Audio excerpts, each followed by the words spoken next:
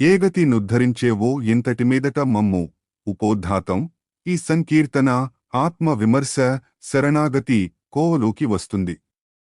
మనిషి తన రోజువారీ జీవితంలో మాటతో, వినికిడితో, చేతులతో, మనసుతో చేసే రకరకాల పాపాలను అన్నమయ్య ఇక్కడ ఏకరువు పెట్టారు.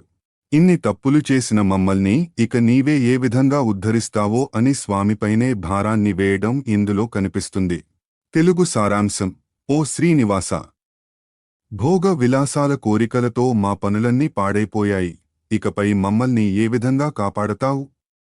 ఇతరులను స్తుతించడంతో నా నాలుక రుచి కోల్పోయింది. పాపపు మాటలు వినడం వల్ల నా చెవులు ముద్దుబారిపోయాయి. పరధనం కోసం చేతులు చాచి నా చేతుల శక్తిని పోగొట్టుకున్నాను. పరస్త్రీల గురించి ఆలోచిస్తూ మనసును, బుద్ధిని పాడు చేసుకున్నాను. నీచుల ఇళ్లకు తిరుగుతూ నా పాదాలను అలసిపోయేలా చేశాను. కాని ఇప్పుడు నిన్ను కొలవగానే నా నేరాలన్నీ అణిగిపోయాయి. English summary. In this hymn, Annamaya expresses deep repentance for the sensory and mental sins committed by humans. He questions Lord Venkateshwar, asking how he will salvage them after they have wasted their lives in worldly pleasures. He confesses to praising mortals instead of God, listening to sinful talk, craving others' wealth, and harboring impure thoughts. After admitting that his feet have grown tired of visiting the homes of the unworthy, he finds solace in the fact that upon finally worshipping the Lord, all his past sins have been extinguished. వివరణాత్మక విశ్లేషణ. పల్లవి.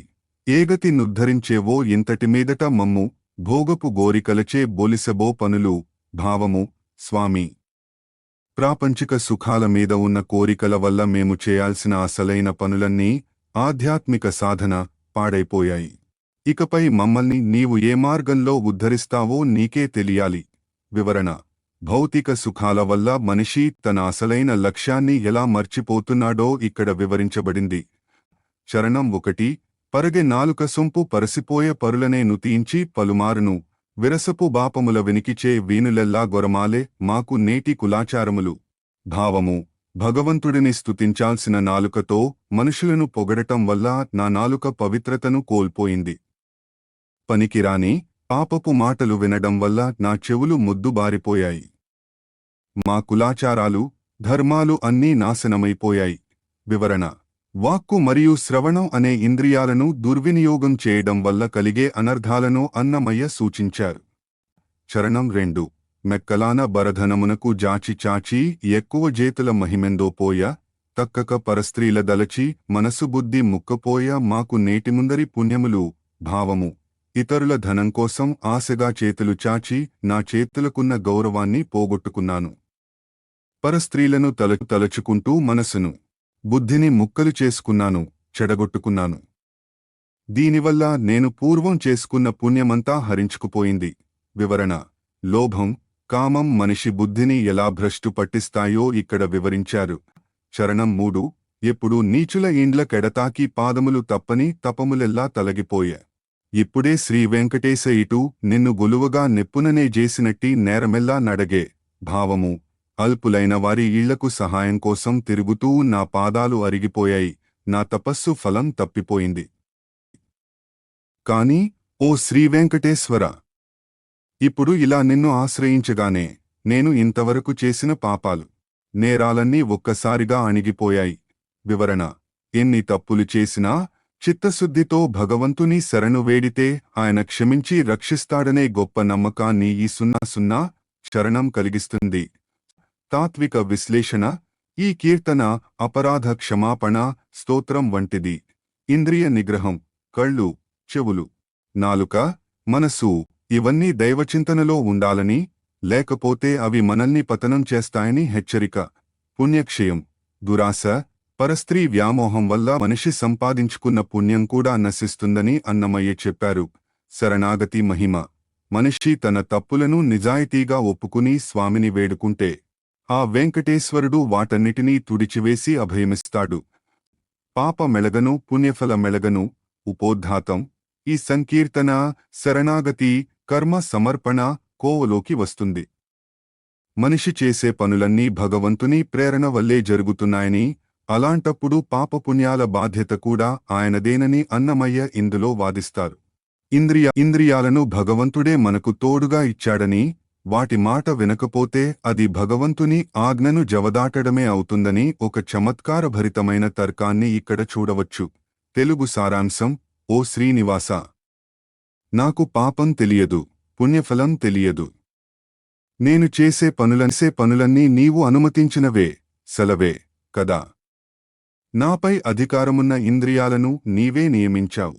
అవి చెప్పినట్లు నేను చేయకపోతే అది నీ ఆజ్ఞను ఉల్లంఘించినట్లు కాదా? ఇంద్రియాలనే కాపులున్న ఊరిని, శరీరాన్ని నాకు ఇచ్చి ఏలుకోమన్నావు. నేను వాటిని గౌరవించకుండా తోసివేస్తే అది ద్రోహం కాదా? నా లోపాలను తొలగించి నీవు నన్ను ఎలా ఉంచినా అది నీ ఇష్టమే. నేను నీ దాసుడను. నన్ను ఎలా రక్షిస్తావో నీదే భారం. English summary. In this unique him, Annamaya presents a surrender based on the logic of divine will. He claims ignorance of both sin and merit, asserting that all his actions are merely following the Lord's commands. He argues that since God placed the senses as overseers over him, disobeying them would be akin to disobeying God's own order. Comparing the body to a village governed by these senses, he states that rejecting them would be an act of betrayal. Ultimately, he submits himself to Lord Venkateshwar, stating that as a humble servant, he accepts whatever the Lord ordains for him. వివరణాత్మక విశ్లేషణ. పల్లవి. పాప మెలగను పుణ్యఫల మెలగను, ఏ పనులు నీకు సెలవిన్నీయునుగావా. భావము. స్వామి, నాకు పాపమంటే ఏంటో తెలియదు, పుణ్యం వల్ల వచ్చే ఫలమేంటో తెలియదు. నేను చేసే ప్రతి పని నీవు ఇచ్చిన అనుమతి, సెలవు మేరగుతోంది కదా. వివరణ. మనిషి తన కర్తృత్వాన్ని, నేను చేస్తున్నాను అనే భావం వదిలి, అంతా దైవ నిర్ణయం అని భావించే స్థితిని ఇది సూచిస్తుంది. చరణం 1. మునుప నీ విషయముల ముద్ర మానుసులగానునిచితివి నామీద నొకటొకటినే, అనిసంబు నవి చెప్పినట్ల జేయకయున్న ఘనుడా నీయాజ్ఞనే గడచుటే కాదా. భావము. పూర్వమే నీవు 5 విషయాలను, పంచేంద్రియాలను నాపై అధికారులుగా నియమించి ముద్రవేశావు. అవి నిరంతరం నాకు ఏదో ఒకటి చెప్తూనే ఉంటాయి. అవి చెప్పినట్లు నేను వినకపోతే గొప్పవాడవైన నీ ఆజ్ఞను నేను మీరినట్లు కాదా. వివరణ. ఇంద్రియాలు భగవంతుని సృష్టి అని, వాటి ద్వారా కలిగే అనుభవాలు కూడా భగవత్ సంకల్పమేనని అన్నమయ్య చమత్కరిస్తున్నారు. చరణం 2. కలిమిగల ఇంద్రియపు గాపులుండిన ఊరు ఎలమి నా కొసగితివి ఏలుమనుచు, అలసి వీరల నేను నాదరించక కినిసి తొలగద్రోచిన నదియు ద్రోహమే కాదా. భావము. ఇంద్రియాలనే కాపులు, రక్షకులు లేదా నివాసితులు ఉన్న ఈ శరీరం అనే ఊరిని నాకు ఇచ్చి దీనిని పరిపాలించుకోమన్నావు. నేను అలసిపోయి వారిని ఆదరించకుండా కోపంతో వారిని బయటకు తోసేస్తే అది నీకు చేసే ద్రోహం కాదా. వివరణ. ఇంద్రియ నిగ్రహం కోసం చేసే ప్రయత్నం కూడా ఒక్కోసారి దైవదత్తమైన ప్రకృతిని ఎదిరించడమేమో అన్నట్లుగా ఇక్కడ వర్ణించారు. చరణం 3. కుటలముల బెడబాపి కోరిన చనవులెల్ల ఘటన జెల్లించితివి ఘనుడ నేను, అటుగనక శ్రీవేంకటాద్రీశ నీదాసి నెటిచేసిన నీకు నితవే కాదా. భావము. నాలోని కపటాలన్నిటినీ దూరం చేసి, నేను కోరిన చొరవను, భక్తిని నీవు నెరవేర్చావు. ఓ శ్రీ వెంకటేశ్వర, నేను నీ దాసుడిని. నీవు నన్ను ఏ స్థితిలో ఉంచినా, నాతో ఏ పని చేయించినా అది నీకు ఇష్టమైనదే, హితవే అవుతుంది. వివరణ. చివరకు తనను తాను పూర్తిగా స్వామికి అర్పించుకుని, తన బాధ్యత ఏమీ లేదని, అంతా స్వామిదేనని శరణు వేడారు. తాత్విక విశ్లేషణ. ఈ కీర్తన నిర్లిప్తత మరియు కర్తృత్వ త్యాగం గురించి బోధిస్తుంది. అద్వైత భావన. పనులన్నీ భగవంతునివే అయినప్పుడు పాపపుణ్యాల బాధ్యత జీవుడికి వర్తించదు అనే ఉన్నత స్థితిని అన్నమయ్య ఇక్కడ స్పృశించారు. ఇంద్రియ రూపకం. ఇంద్రియాలను శత్రువులుగా కాక భగవంతుడు పంపిన ప్రతినిధులుగా చూడటం ఒక కొత్త దృక్పథం. దాస్యభక్తి. నేను నీ దాసుడిని, నీవు ఎలా ఆడించినా ఆడతాను అనే శరణాగతి తత్వమే ఈ కీర్తనకు ప్రాణం. చిక్కువడ్డ పనికి జేసినదే చేత. ఉపోద్ఘాతం. ఈ సంకీర్తన లోక నీతి, జీవన సత్యం అనే అంశంపై సాగుతుంది. ఒక పని చిక్కుల్లో పడ్డప్పుడు ఏది చేస్తే అదే పని అనుకోవాలని, అలాగే దిక్కులేని వాడికి దైవమే దిక్కు అని అన్నమయ్య రకరకాల లౌకిక ఉదాహరణలతో వివరిస్తారు. చివరకు మోక్ష మార్గానికి శ్రీ వెంకటేశ్వరుడే పరమావధి అని తేల్చి చెప్పారు. తెలుగు సారాంశం: చిక్కుల్లో పడ్డ పనికి ఏది చేస్తే అదే పని అవుతుంది. తీర్చలేని అప్పులు ఉన్నవాడికి పేదరికమే ఆస్తి. న్యాయం తెలియని వాడికి ఎదుటివారి ధనమే తన సొమ్ముగా కనిపిస్తుంది. గొడవలు పడేవాడికి విరోధమే ఆహారం. ఏ దారి లేనివాడికి దీనత్వమే దిక్కు. రాజు లేని రాజ్యానికి బలవంతుడే రాజు అవుతాడు. గతి లేనివాడు ఏది దొరికితే దాన్నే తింటాడు. పెళ్ళాం లేనివాడికి కాలం గడవడం అన్నిటికంటే ముఖ్యంగా. మోక్షం పొందాలంటే స్థిరమైన మనసుతో ఆ శ్రీవెంకటపతిని నమ్ముకోవడమే మార్గమని ఈ కీర్తన సారాంశం. English summary. In this philosophical composition, Annamaya illustrates worldly realities and human limitations through a series of metaphors. He observes that when a task is entangled in complications, any action taken becomes the only available solution. For burdened with insurmountable debt, poverty becomes their only reality. He notes that a person without a master falls under the rule of the mighty, and one without a home finds refuge anywhere. Ultimately, Annamaya emphasizes that amidst all these worldly compromises, the only true and eternal knowledge, Yeruka, and salvation lie in the grace of Lord Venkateshwar. వివరణాత్మక విశ్లేషణ. పల్లవి. చిక్కువడ్డపనికి జేసినదే చేత, లెక్కలేని యప్పునకు లేమే కలిమి. భావము. ఏదైనా ఒక పని చిక్కుల్లో పడి ఆగిపోయినప్పుడు ఆ సమయంలో ఏది చేస్తే అదే పనిగా భావించాలి. వేరే దారి లేదు కాబట్టి.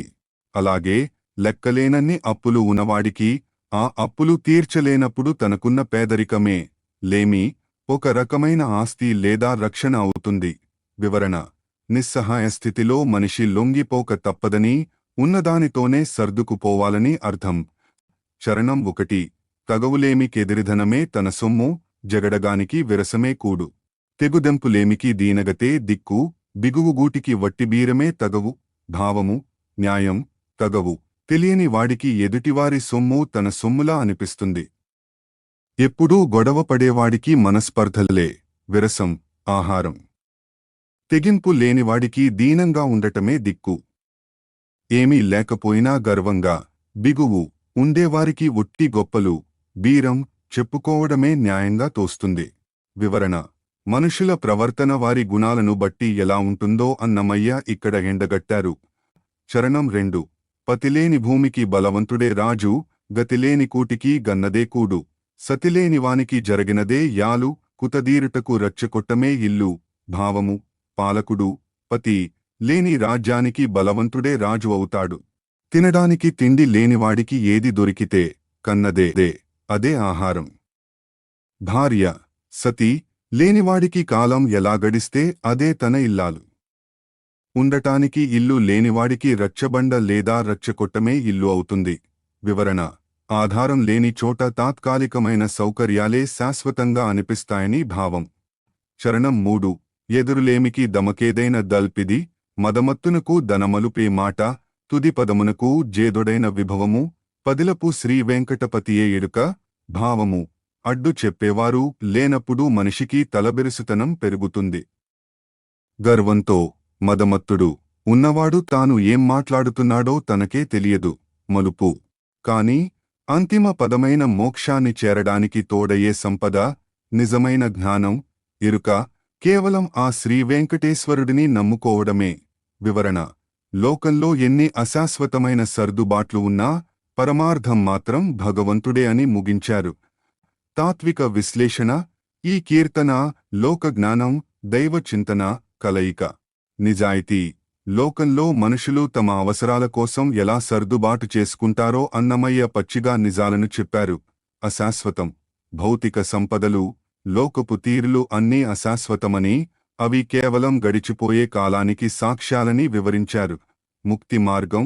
ఇన్ని చిక్కులు, ఇన్ని ఇబ్బందులు ఉన్న ఈ లోక సాగరంలో శ్రీ వెంకటేశ్వరుడు మాత్రమే పదిలమైన ఆధారం, ఎరుక అని నిరూపించారు. అన్నిటికీ నొడైడవైన శ్రీపతివి నీవు. ఉపోద్ఘాతం. ఈ సంకీర్తన శరీరతత్వం, ఇంద్రియ సైన్యం అనే అంశంపై సాగుతుంది. మనిషి తన లోపల ఉన్న శత్రువుల, కామక్రోధాదులు గురించి, తనను బంధించే ఇంద్రియాల గురించి ఇక్కడ వివరిస్తారు. ఈ ఇంద్రియాల సమూహానికి తాను ఒక నాయకుడిలా ఉన్నానని, కాని అసలైన యజమానివైన నీవు, శ్రీపతి, మాత్రమే ఈ సైన్యం నుండి నన్ను విముక్తుడిని చేయగలవని అన్నమయ్య ప్రార్థిస్తున్నారు. తెలుగు సారాంశం. ఓ శ్రీపతి, నీవు సర్వలోకాలకు అధిపతివి. నా లోపల ఉన్న ఇంద్రియాల సైన్యం, పోజు, ఎంత పెద్దదో ఒకసారి లెక్కించు. 5 జ్ఞానేంద్రియాలు, 5 కర్మేంద్రియాలు, 6 అంతఃశత్రువులు, కామక్రోధాదులు, పంచభూతాలు కలిసి నాపై దాడి చేస్తున్నాయి. 3 గుణాలు, 6 వికారాలు, మనస్సు, బుద్ధి, అహంకారం, 5 విషయ సుఖాలు. ఇవన్నీ కలిసి నాలోని కోపాన్ని పెంచుతున్నాయి. ఆకలిదప్పులు, మానావమానాలు, శీతోష్ణాలు, సుఖదుఃఖాలు అనే ఈ మూకకు నేను నాయకుడిని. ఓ శ్రీ వెంకటేశ్వర, నీకు మొక్కుతున్నాను, ఈ ఇంద్రియ సైన్యం బారిను నుండి నన్ను ఎలా గట్టెక్కిస్తావో నీవే చూడు. English summary. In this philosophical composition, Annamaya addresses Lord Venkateshwar as the ultimate master of all existence, Shripti Vainivo. He vividly describes the human body as a battlefield occupied by a vast army, Poju, of internal forces.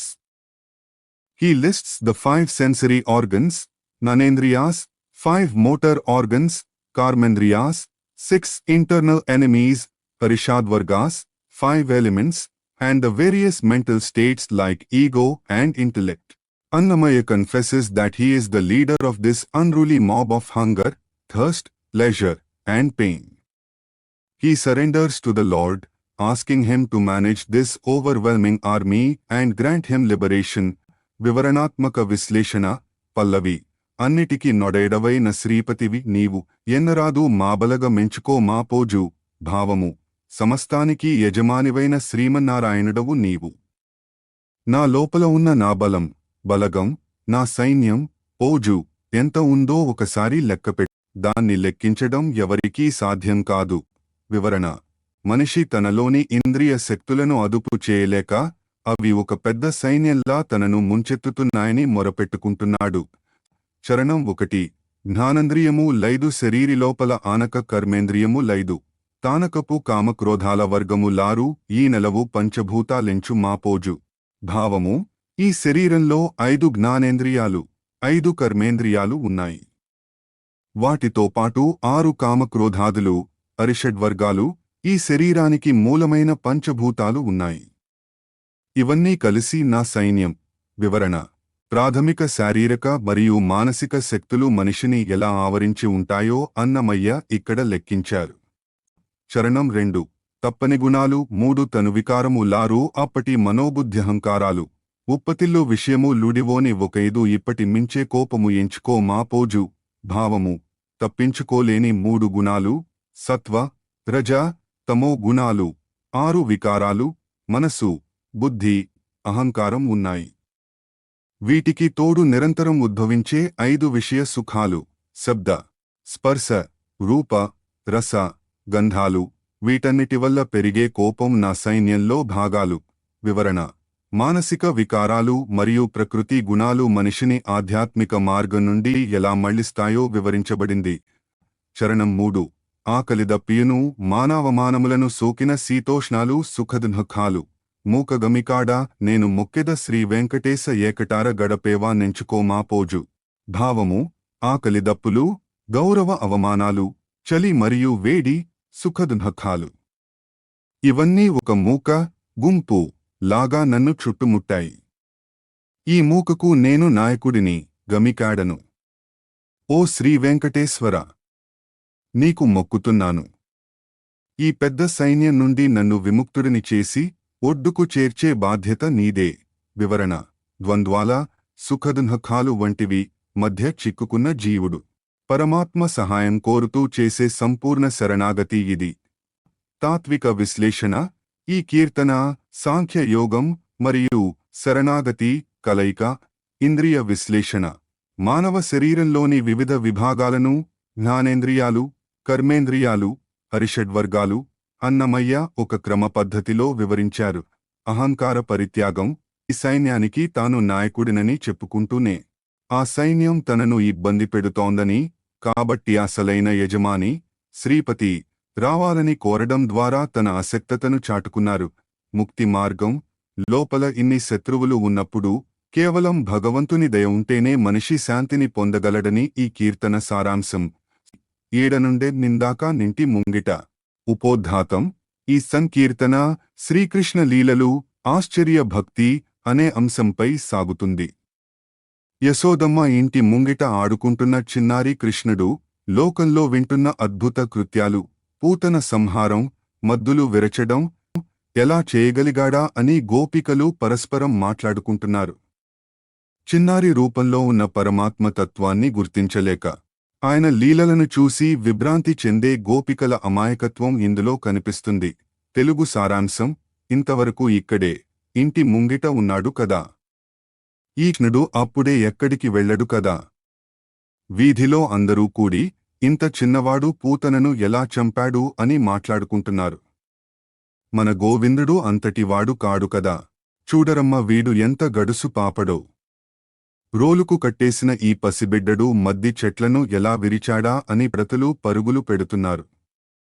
రచ్చబండల దగ్గర అందరూ ఆశ్చర్యంగా చెప్పుకుంటున్న ఆ శ్రీకృష్ణుడు సాక్షాత్తూ ఈ శ్రీవెంకటేశ్వరుడే.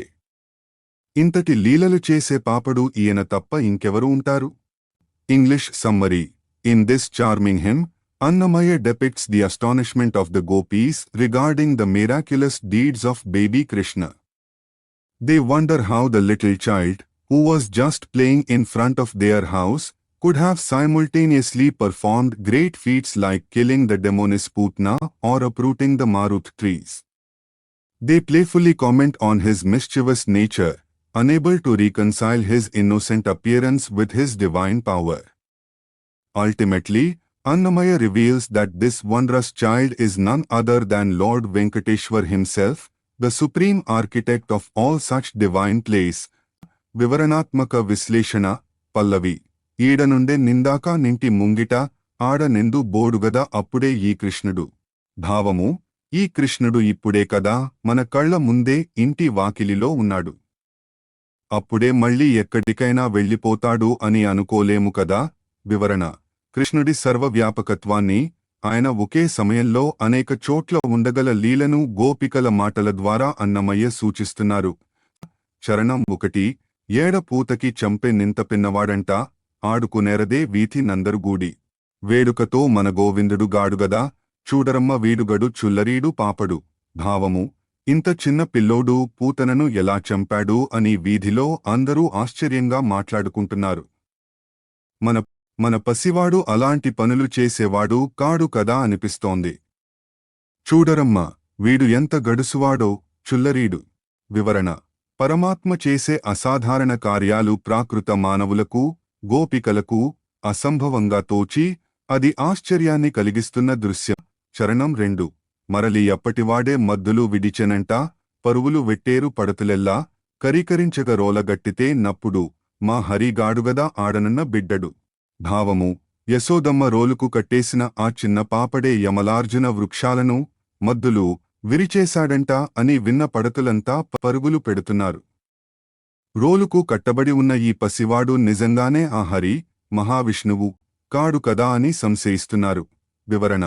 బందీగా ఉన్నట్లు కనిపించిన లోక బంధనాలను తెంచేవాడు ఆ కృష్ణుడే అని అన్నమయ్య చమత్కరించారు. చరణం 3. వింతగాగా నొకబండ విడిచే నప్పటినంట, రంతు సేసెరదివో రచ్చలు నిండి. అంత ఈ శ్రీ వెంకటేశుడై న మన కృష్ణుడట, ఇంతేకాక ఎవరున్నారిటువంటి పాపడు. భావము. వింతగా ఒక బండిని, శకటాసురుని కూడా విరిచేశాడంట అని రచ్చబండల దగ్గర జనం గోలగోలగా చెప్పుకుంటున్నారు. ఇవన్నీ చేస్తున్న మన కృష్ణుడు సాక్షాత్తూ ఆ శ్రీ వెంకటేశ్వరుడే. ఇలాంటి అద్భుతాలు చేసే పాపడు ఆయన కాక ఇంకెవరు ఉంటారు. వివరణ. కృష్ణ లీలలను వెంకటేశ్వరునితో అన్వయిస్తూ పరమాత్మ ఒక్కడేనని అన్నమయ్య ఈ కీర్తనను ముగించారు. తాత్విక విశ్లేషణ. ఈ కీర్తన అవతార తత్వం గురించి వివరిస్తుంది. సులభత్వం. అంతటి పరమాత్మ ఒక చిన్న పాపడిలా మారి గోపికల ముంగిట ఆడుకోవడం ఆయన భక్త సులభత్వాన్ని చాటుతుంది. మాయ స్వామి తన దైవత్వాన్ని తన లీలల ద్వారా ప్రదర్శిస్తున్నా మాయ వల్ల మనుషులు ఆయన్ని కేవలం ఒక పాపడుగానే చూస్తుంటారు. ఏకత్వం కృష్ణుడు వెంకటేశ్వరుడు ఒక్కటే అని చెప్పడం ద్వారా అన్నమయ్య హరి సర్వోత్తమత్వాన్ని చాటారు.